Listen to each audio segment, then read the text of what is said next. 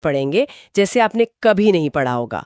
और इसी तरह बायोलॉजी के हर चैप्टर को आगे की क्लास में पढ़ेंगे। तो चलिए शुरू करते हैं बिना देरी किए। चलिए अपनी पहली स्लाइड से शुरू करते हैं। बिल्कुल, देखो इस स्लाइड पर एक कोशिका का 3D मॉडल है जो अंदर से चमक रहा है और इसके चारों ओर डीएनए की लड़ियां भी घूम रही हैं। सच कहूं तो ये एक छोटे ब्रह्मांड जैसा लग रहा है ना? हाँ, बहुत सुंदर है। तो हेडलाइन है जीवन की मौलिक इकाई कोशिका। पहला पॉइंट तो यही कहता है कि हमारा शरीर बहुत ही सूक्ष्म चीजों से बना है। सही। और दूसरा पॉइंट देखो कितनी अच्छी एनालॉजी देता है। जैसे ईंटों से दीवार बनती है, ठीक वैसे ही कोशिकाओं मतलब सेल से सभी जीवित प्राणी बनते हैं। और तीसरा पॉइंट ये साफ करता है कि कोशिका सिर्फ एक बनावट नहीं बल्कि जीवन की क्रियात्मक इकाई भी है। मतलब जीवन के सारे जरूरी काम यहीं होते हैं। तो क्या इसका मतलब ये है कि दुनिया की सबसे छोटी जीवित चीज भी एक कोशिका ही होती है, जैसे कि एक बैक्टीरिया? बिल्कुल सही।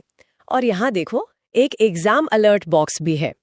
इसमें लिखा है कि कोशिका यानी सेल शब्द लैटिन शब्द सेल्यूला से आया है, जिसका अर्थ है छोटा कमरा। ये सवाल तो अक्सर परीक्षाओं में पूछ लिया जाता है। छोटा कमरा, ये तो बहुत दिलचस्प है। चलो अब अगली स्लाइड देखते हैं और पता लगाते हैं कि इस छोटे कमरे की खोज आखिर हुई कैसे। हाँ बिल्कुल। इस स्लाइड पर बाईं तरफ एक पुराना सा माइक्रोस्कोप है और दाईं तरफ एक मॉडर्न स्क्रीन पर कॉर्क का मधुमक्खी के छत्ते जैसा स्ट्रक्चर दिख रहा है। स्क्रीन पर एक टाइमलाइन भी बनी हुई है। अच्छा, हेडलाइन है कोशिका की खोज, एक ऐतिहासिक सफर। तो टाइमलाइन के हिसाब से 1665 में रॉबर्ट हुक ने कॉर्क में सबसे पहले कोशिका को देखा था। ओके। फिर लगभग 9 साल बाद 1674 में ल्यूवेनहॉक ने पहली बार जीवित कोशिका मतलब लिविंग सेल का पता लगाया। उसके काफी बाद 1831 में रॉबर्ट ब्राउन ने कोशिका के अंदर केंद्रक यानी न्यूक्लियस की खोज की। और फिर 1839 में पुरकेंजे ने कोशिका के तरल पदार्थ को जीव द्रव या प्रोटोप्लाज्म नाम दिया। एक मिनट, यहाँ रॉबर्ट हुक और ल्यूवेनहॉक की खोज में जीवित कोशिका का अंतर बताया गया है। इसका मतलब क्या रॉबर्ट हुक ने जो देखा था वो एक मृत कोशिका थी? हाँ, क्योंकि कॉर्क पेड़ की मृत छाल होती है। और देखो यहां एक और एग्जाम अलर्ट है। कोशिका सिद्धांत सेल थ्योरी को श्लीडन 1838 और श्वान 1839 ने दिया था, जिसे बाद में विर्चो ने 1855 में आगे बढ़ाया। ये तीनों नाम और उनके साल ये परीक्षा के लिए बहुत ही महत्वपूर्ण है। समझ गई। खोज के बाद अब कोशिका के हिस्सों को समझते हैं। चलो अगली स्लाइड देखते हैं। जरूर। इस स्लाइड में कोशिका झिल्ली का एक 3D मॉडल है जो 2 परतों से बना हुआ दिख रहा है और उसमें कुछ चैनल या रास्ते जैसे बने हैं जिनसे लाल और नीले कण अंदर बाहर आ जा रहे हैं, बिल्कुल एक गेट की तरह। हाँ दिख रहा है। हेडलाइन है प्लाज्मा झिल्ली, कोशिका का द्वारपाल, गेटकीपर। तो ये कोशिका की सबसे बाहरी परत है जो लिपिड और प्रोटीन से बनी होती है। और इसे वर्णात्मक पारगम्य झिल्ली कहते हैं, मतलब सेलेक्टिवली परमिएबल। अच्छा।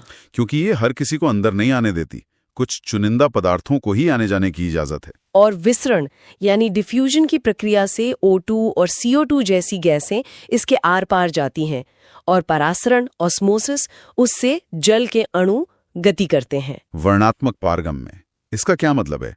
क्या हम इसे एक क्लब के बाहर खड़े बाउंसर की तरह समझ सकते हैं जो सिर्फ लिस्ट में मौजूद लोगों को ही अंदर जाने देता है? हाँ बिल्कुल, ये तो बहुत अच्छा उदाहरण है। अब ये एग्जाम अलर्ट देखो। इसमें बताया गया है कि अमीबा अपना भोजन एंडोसाइटोसिस प्रक्रिया से ग्रहण करता है। ये एक महत्वपूर्ण प्रक्रिया है। ओके, तो ये झिल्ली तो एक द्वारपाल हो गई। अब अगली स्लाइड में पौधों के कवच के बारे में जानते हैं। हाँ, यहाँ एक पौधे की कोशिका का 3D कट सेक्शन है। ये चौकोर और काफी मजबूत दिख रही है। इसकी सबसे बाहरी मोटी परत को हाईलाइट भी किया गया है जो कि कोशिका भित्ति है। अच्छा, तो हेडलाइन है कोशिका भित्ति, पौधों का कवच, सेल वॉल। ये केवल पादप कोशिकाओं यानी प्लांट सेल्स में प्लाज्मा झिल्ली के भी बाहर होती है, मतलब जंतुओं में नहीं होती। नहीं। और ये सेल्यूलोज से बनी होती है और पौधों को दृढ़ता मतलब रिजिडिटी, मजबूती देती है। ये पौधों के अलावा कवक, फंगाई और बैक्टीरिया में भी पाई जाती है। अगर ये पौधों को मजबूती देती है तो क्या यही कारण है कि पेड़ पौधे इतने कठोर होते हैं जबकि जंतुओं का शरीर लचीला होता है, क्योंकि हम में ये नहीं होती? सही पकड़ा, बिल्कुल यही वजह है। अब एग्जाम अलर्ट पे ध्यान दो। जीव द्रव्य कुंचन, प्लाज्मोलाइसिस, एक प्रक्रिया है जिसमें जब पादप कोशिका को बहुत गाढ़े घोल में रखा जाता है तो वह परासरण के कारण पानी छोड़ देती है और सिकुड़ जाती है। इस प्रक्रिया का नाम याद रखना जरूरी है। ठीक है, अब कोशिका के कवच से उसके हेडक्वार्टर तक चलते हैं। अगली स्लाइड देखते हैं। इस स्लाइड में कोशिका के केंद्र में एक गोलाकार केंद्रक दिखाया गया है। इसे काटकर खोला गया है और अंदर धागों का एक उलझावा जाल यानी क्रोमैटिन दिख रहा है। कुछ धागे सुलझकर डीएनए की डबल हेलिक्स संरचना बना रहे हैं। वाह! तो हेडलाइन है केंद्रक, कोशिका का हेडक्वार्टर। ये कोशिका के सभी कामों का नियंत्रण कक्ष है और इसकी दोहरी झिल्ली में छोटे छोटे छिद्र न्यूक्लियर पोर्स होते हैं। सही। और इसके अंदर होते हैं क्रोमोसोम जो डीएनए और प्रोटीन से बने होते हैं। और डीएनए में हमारे आनुवांशिक गुण होते हैं। सही। डीएनए के एक छोटे क्रियात्मक हिस्से को जीन कहते हैं, है ना? हाँ, और जब कोशिका विभाजित नहीं हो रही होती तो ये डीएनए क्रोमैटिन पदार्थ के रूप में उलझावा रहता है। अच्छा। तो ये क्रोमैटिन और क्रोमोसोम एक ही चीज है। मतलब क्या ऐसा है कि जब कोशिका विभाजित होने वाली होती है तो यही उलझावा क्रोमैटिन सुलझकर मोटे क्रोमोसोम बन जाता है? एकदम सही समझा। और देखो एग्जाम अलर्ट क्या कहता है। बैक्टीरिया जैसे जीवों में ऐसा स्पष्ट केंद्रक नहीं होता। उनके आनुवांशिक पदार्थ वाले क्षेत्र को केंद्रकाय या न्यूक्लियोइड कहते हैं। ये एक बहुत बड़ा अंतर है। केंद्रक के होने और न होने का अंतर। वाह! अगली स्लाइड बिल्कुल इसी टॉपिक पर है। हाँ, यहाँ दो कोशिकाओं की सीधी तुलना है। बाईं ओर एक सरल प्रोकैरियोटिक कोशिका है जैसे बैक्टीरिया जिसमें सब कुछ बिखरा हुआ है, और दाईं ओर एक जटिल यूकैरियोटिक कोशिका है जिसमें केंद्रक और कई अंगक साफ साफ दिख रहे हैं। हेडलाइन है प्रोकैरियोटिक वर्सेस यूकैरियोटिक कोशिका। तो प्रोकैरियोटिक का आकार छोटा 1 to 10 माइक्रोमीटर होता है। इनमें स्पष्ट केंद्रक झिल्ली नहीं होती, झिल्ली वाले अंगक ऑर्गेनेल्स नहीं होते और केवल एक क्रोमोसोम होता है। बहुत सरल। जबकि यूकैरियोटिक का आकार बड़ा 5 to 100 माइक्रोमीटर होता है।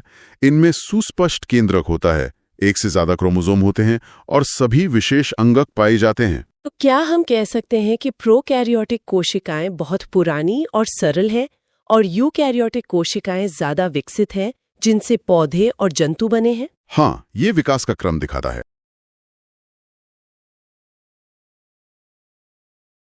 मतलब राइबोसोम चिपके हैं जो उसे खुरदरा बना रहा है और दूसरा हिस्सा वो चिकना है। ठीक है। हेडलाइन है अंतर्द्रवी जालिका ER, निर्माण और परिवहन। तो ये झिल्ली वाली नलिकाओं का एक विशाल तंत्र है और इसके दो प्रकार हैं। एक है RAR, खुरदरी, जिसकी सतह पर राइबोसोम होते हैं जो प्रोटीन संश्लेषण करते हैं, और दूसरी SER, चिकनी, ये वसा और लिपिड बनाने में मदद करती है। बिल्कुल। और इसका एक और जरूरी काम है, झिल्ली जीवात जनन, मेम्ब्रेन बायोजेनेसिस, यानी कोशिका झिल्ली बनाने के लिए प्रोटीन और वसा उपलब्ध कराना। तो RAR प्रोटीन बनाता है और SER फैट बनाता है। क्या हम इसे कोशिका की फैक्ट्री कह सकते हैं? हाँ, एक तरह से बिल्कुल कह सकते हैं। और इस फैक्ट्री का एक और खास काम है जो एग्जाम अलर्ट में बताया गया है। कशेरुकी, वर्टेब्रेट्स जैसे हम लोगों के यकृत यानी लिवर में SER जहर और दवा को निराविशीकरण करने में, मतलब डिटॉक्सिफाई करने में मुख्य भूमिका निभाता है। अच्छा, ये तो बहुत जरूरी काम है। फैक्ट्री में माल तो बन गया, अब उसे पैक करके भेजने की बारी है। अगली स्लाइड कोशिका के पैकर्स एंड मूवर्स पर है। इस स्लाइड में एक के ऊपर एक रखी चपटी थैलियों का ढेर दिख रहा है। इन थैलियों के किनारों से छोटी छोटी गोल पुटिकाएं, वेसिकल्स, निकल रही हैं। ऐसा लग रहा है जैसे कोई सामान पैक होके निकल रहा हो। हाँ बिल्कुल। तो हेडलाइन है गोल्जी उपकरण कोशिका का पैकर्स एंड मूवर्स। इसका विवरण सबसे पहले कैमिलो गोल्जी ने दिया था। ओके। इसका मुख्य काम है ER में बने पदार्थों का संचयन, रूपांतरण और बंद करना, मतलब पैकेजिंग। ये सामान्य शक्कर से जटिल शक्कर भी बनाता है। और एक बहुत जरूरी काम, ये लाइसोसोम्स का निर्माण भी करता है। तो क्या ER और गोल्जी उपकरण मिलकर काम करते हैं? जैसे ER सामान बनाता है और गोल्जी उसे पैक करके सही जगह भेजता है? बिल्कुल, ये एक टीम वर्क है। और एग्जाम अलर्ट देखो, कैमिलो गोल्जी को उनकी ब्लैक रिएक्शन तकनीक जिससे उन्होंने इसे खोजा के लिए 1906 में नोबेल पुरस्कार मिला था। ये तो जीके का भी सवाल है। वाह, गोल्जी ने लाइसोसोम बनाया, तो चलो अब अगली स्लाइड में इसी के बारे में पढ़ते हैं। ठीक है, यहाँ कुछ गोलाकार लाइसोसोम दिखाए गए हैं। उनमें से एक फट रहा है और उसके अंदर से निकले एंजाइम कोशिका के दूसरे खराब हिस्सों को नष्ट कर रहे हैं। ये तो एक सफाई अभियान जैसा लग रहा है। सही कहा। हेडलाइन है लाइसोसोम आत्मघाती थैली, सुइसाइड बैग। तो ये कोशिका का अपशिष्ट निपटाने वाला तंत्र है, यानी कोशिका का कूड़ा घर। और इसमें बहुत शक्तिशाली पाचनकारी एंजाइम होते हैं जो RER द्वारा बनाए जाते हैं। ये टूटी फूटी कोशिकाओं और बाहरी पदार्थों जैसे बैक्टीरिया को पचाकर साफ कर देता है। और एक चेतावनी भी है कि जब कोशिका खुद खराब या क्षतिग्रस्त हो जाती है तो लाइसोसोम फट जाते हैं और अपनी ही कोशिका को पचा लेते हैं। अपनी ही कोशिका को पचा लेना? क्या इसी वजह से इसे आत्मघाती थैली या सुसाइड बैग कहते हैं? एकदम सही। एग्जाम अलर्ट में यही लिखा है। इसे कोशिका की आत्मघाती थैली इसीलिए कहते हैं क्योंकि ये खुद को नष्ट कर सकता है। ये नाम और इसका कारण परीक्षा का एक क्लासिक सवाल है। अच्छा, सफाई के बाद अब शहर को चलाने के लिए बिजली की जरूरत पड़ेगी। अगली स्लाइड है कोशिका के बिजली घर पर। हाँ, स्लाइड में एक अंडाकार माइटोकॉन्ड्रिया है जिसकी भीतरी झिल्ली में बहुत सारी सिलवटें मतलब फोल्ड्स हैं। इन सिलवटों पर नीले रंग की ऊर्जा की धाराएं बह रही हैं, जैसे कोई पावर प्लांट हो। बिल्कुल। हेडलाइन है माइटोकॉन्ड्रिया, कोशिका का बिजली घर, पावर हाउस। यह जीवन के लिए जरूरी ऊर्जा ATP, एडेनोसिन ट्राइफॉस्फेट के रूप में बनाता है। और ATP को कोशिका की ऊर्जा मुद्रा या एनर्जी करेंसी भी कहते हैं। सही। इसकी दोहरी झिल्ली होती है। भीतरी झिल्ली वलित होती है, फोल्डेड होती है, ताकि ATP बनाने के लिए ज्यादा जगह मिल सके। और सबसे खास बात, इसका अपना DNA और राइबोसोम होता है, मतलब ये अपना कुछ प्रोटीन खुद बना सकता है। इसका अपना DNA क्यों है? क्या ये बाकी अंगों से अलग है? क्या ये कभी एक स्वतंत्र जीव रहा होगा? माइटोकॉन्ड्रिया की तरह ही एक और अंगक है जिसका अपना DNA होता है, लेकिन वो सिर्फ पौधों में मिलता है। चलो अगली स्लाइड देखते हैं। ओके, यहाँ हरे रंग के क्लोरोप्लास्ट का एक समूह है। इन पर सूर्य की रोशनी पड़ रही है और ये चमक रहे हैं। इनके अंदर सिक्कों के ढेर जैसी संरचनाएं भी दिख रही हैं। हेडलाइन है प्लास्टिड्स, केवल पादप कोशिकाओं में। ये दो मुख्य प्रकार के हैं, क्रोमोप्लास्ट रंगीन, जैसे क्लोरोप्लास्ट जिसमें क्लोरोफिल होता है और ये प्रकाश संश्लेषण करता है। इसे कोशिका का रसोई घर भी कहते हैं। और दूसरा है ल्यूकोप्लास्ट, श्वेत रंगहीन, जो स्टार्च, तेल और प्रोटीन का संचय करता है। सही। इनकी भीतरी रचना में जो झिल्ली वाली परतें होती हैं उन्हें स्ट्रोमा कहते हैं। और माइटोकॉन्ड्रिया की तरह ही प्लास्टिड का भी अपना DNA और राइबोसोम होता है। तो क्या पौधों का हरा रंग क्लोरोप्लास्ट की वजह से होता है और फूलों और फलों के दूसरे रंग बाकी क्रोमोप्लास्ट की वजह से? बिल्कुल सही। देखो, एग्जाम अलर्ट भी यही कह रहा है, फूलों और फलों का चमकीला रंग क्रोमोप्लास्ट के कारण होता है। अच्छा, रसोई घर के बाद अब कोशिका के स्टोर रूम की बात करते हैं। अगली स्लाइड है रसधानी पर। हाँ, इस स्लाइड में एक पादप कोशिका है जिसका ज्यादातर हिस्सा एक बड़ी सी थैली ने घेर रखा है। इस थैली यानी रसधानी ने तो केंद्रक को भी किनारे धकेल दिया है। हाँ, काफी बड़ी होती है ये। हेडलाइन है रसधानी वैक्यूल्स, संग्रहण थैली। यह ठोस या तरल पदार्थों की संग्राहक थैलियां हैं। पादप कोशिका में यह बहुत बड़ी होती है। कोशिका का 50 से 90% आयतन घेर लेती हैं और कोशिका को स्फीति, टर्जिडिटी और कठोरता देती हैं। और जंतु कोशिका में? जंतु कोशिका में यह या तो बहुत छोटी होती है या होती नहीं है। इनमें अमीनो अम्ल, शर्करा और कार्बनिक अम्ल जैसे पदार्थ भरे होते हैं। अगर ये पादप कोशिका को कठोरता देती है तो क्या इसका मतलब है कि जब पौधे में पानी की कमी होती है तो यही रसधानी सिकुड़ जाती है और पौधा मुरझा जाता है? हाँ, ये एकदम सही कनेक्शन है। और अब देखो एग्जाम अलर्ट।